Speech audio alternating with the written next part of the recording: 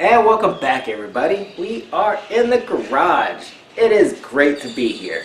Good morning, good evening, good night, whatever it might be when you're watching this, it is good to have you here.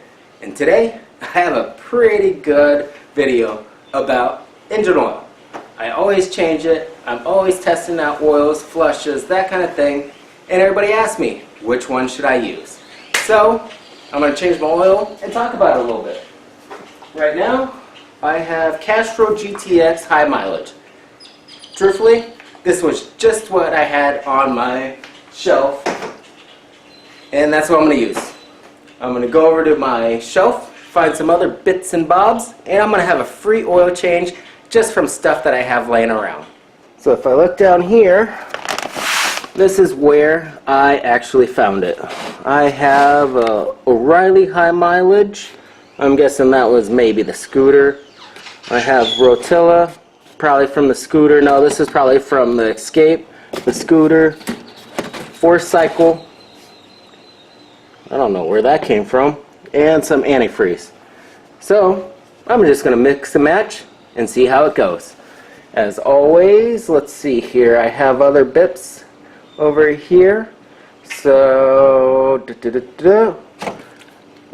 gunk motor flush, why not? Put that on there, and I should be good. And it cleans up the shelf a little bit. So now all I have to do is put it all in. But the only problem is my truck takes 7 quarts. So I'll grab this Rotilla. It has about 1.75 worth of quarts. That should be good. So, there we go.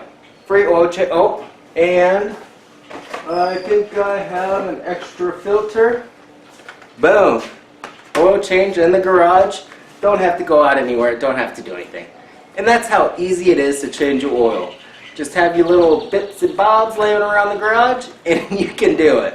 I don't know why I have extra oil filters, but no, I don't have to go out. I can just mix and match this oil, and it's going to be perfectly fine. I only drive 5 miles a day, so that's about 1,000 miles every year, and I change the oil every year, so it's not going to affect anything.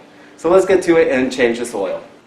And now that it's considerably later, since I had to deal with a stuck oil filter, I have the oil.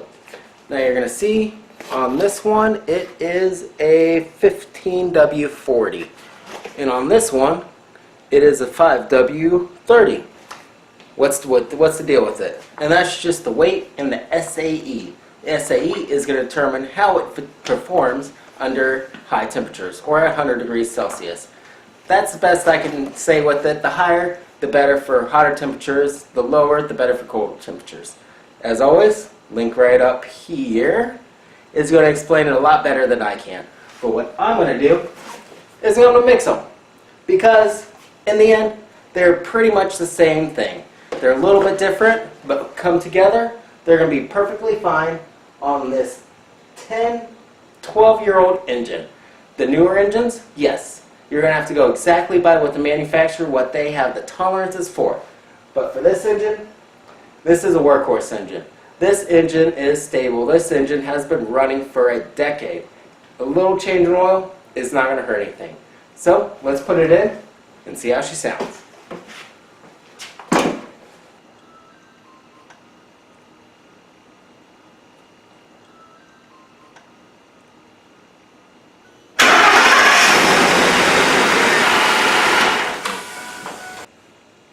And there we go. It worked. It didn't blow up. My engine's still going, 90,000 miles on it, and it's still running strong. No check engine lights, nothing on it. It is running perfectly. And nothing happened to it. Yes, engine oils do have different tolerances, weights, and SAE, but do they matter a whole bunch and a whole finely tuned? Older engines, no. Newer engines, sure. They're going to call for the exact type that they need, that they're built for. These older engines, like my Ford F-150, you can throw whatever kind of engine oil you want into it as long as it's close to what the manufacturer called for. So, there we go. If you like that, as always, like, subscribe, comment, I enjoy you guys watching, comments, and everything. I appreciate everything you guys do for me. So, as I always say, ride safe, drive safe, and keep at least 2 wheels on the road.